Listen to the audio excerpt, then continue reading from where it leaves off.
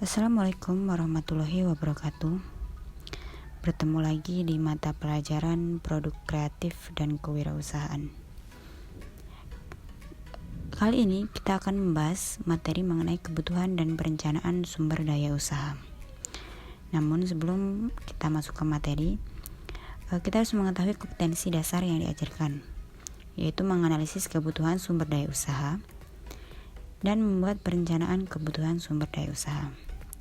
Kita masuk ke materi. Yang pertama yaitu hakikat sumber daya usaha.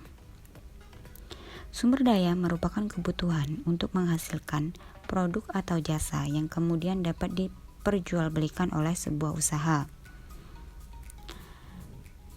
Pada dasarnya terdapat 4 kelompok sumber daya yang dibutuhkan dalam menjalankan usaha. Apa saja? Yang pertama yaitu sumber daya material.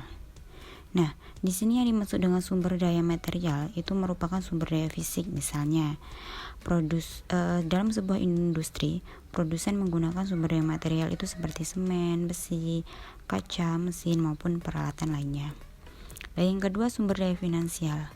Nah, sumber daya finansial di sini merupakan sumber daya dana maupun uang. Yang ketiga yaitu sumber daya manusia. Nah, sumber daya manusia itu merupakan sumber daya yang paling penting dan paling utama. Dan yang terakhir itu sumber daya informasi.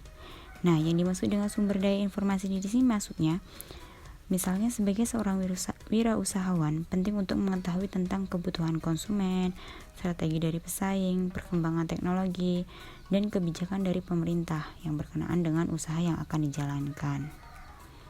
Yang selanjutnya itu ada perencanaan sumber daya usaha. Yang pertama ada atau sumber daya manusia. Nah, di sini dalam manajemen, faktor manusia menjadi faktor yang paling utama dan menentukan dalam sebuah usaha. Nah, terdapat beberapa faktor yang harus diperhatikan dalam merencanakan sumber daya manusia untuk kegiatan usaha. Apa saja? Yang pertama yaitu faktor analisis jabatan.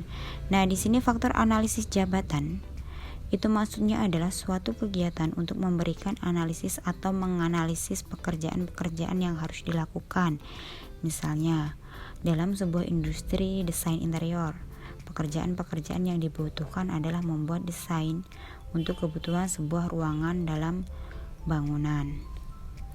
Yang kedua yaitu kebutuhan jabatan. Nah, di sini faktor kebutuhan jabatan misalnya dalam usaha desain interior akan dibutuhkan jabatan desain interior untuk mendesain dekorasi ruangan dan penataan peralatan yang dibutuhkan dalam sebuah ruangan.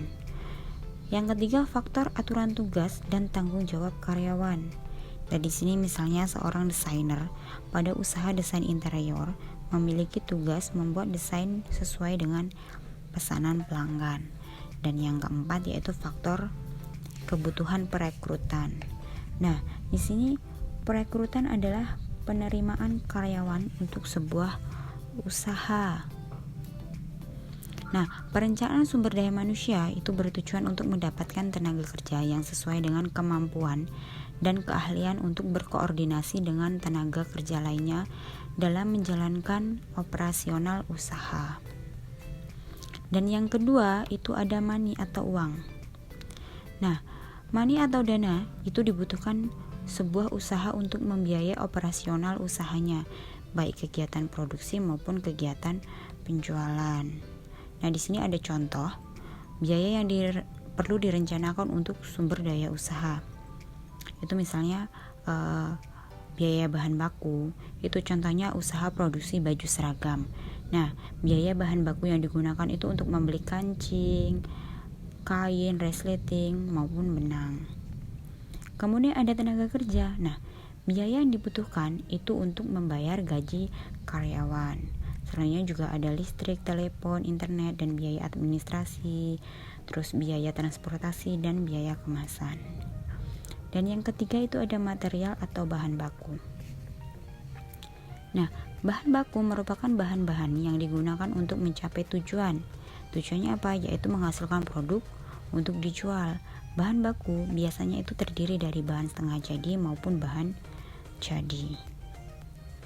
Nah, di sini ada banyak manfaat yang diperoleh jika kita melakukan perencanaan bahan baku.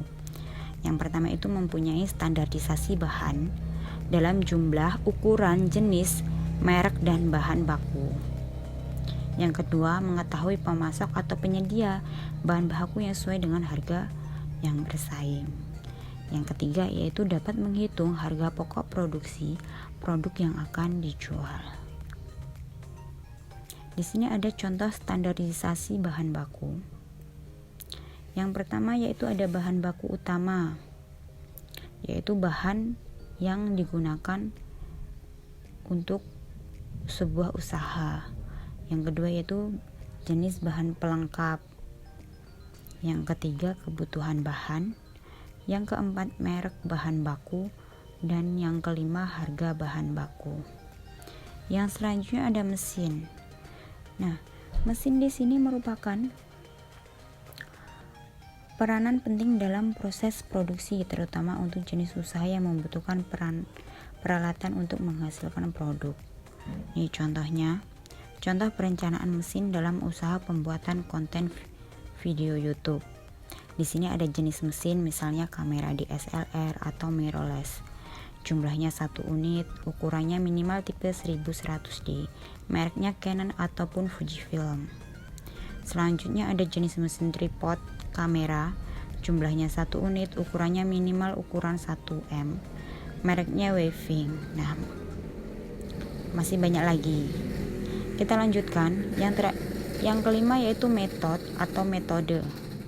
Nah, metode di sini yaitu metode kerja yang sesuai standar. Sangat dibutuhkan agar pekerjaan dapat dijalankan secara efektif dan efisien. Yang keenam ada market ataupun pasar. Nah, market di sini yaitu mendeskripsikan sebuah pasar sebagai sekumpulan pembeli atau penjual yang bertransaksi atas suatu produk atau kelas produk tertentu. Contohnya dalam perencanaan pasar dan pengelompokannya yaitu ada pasar menurut tingkat usia dan jenis kelamin, yaitu ada laki-laki ataupun perempuan, usia balita, usia 7 sampai dengan 12 tahun.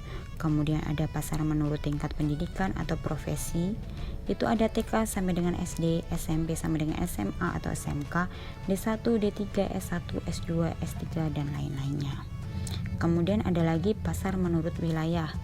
Nah, pasar menurut wilayah di sini misalnya kelurahan, kecamatan, kota madya, kabupaten, pulau Jawa, desa terpencil Indonesia maupun negara lain yaitu Malaysia. Dan yang selanjutnya ada pasar menurut tingkat ekonomi. Bisa pasar menengah ke bawah, pasar menengah ke atas, penghasilan 1 sampai dengan 3 juta dan lain-lainnya.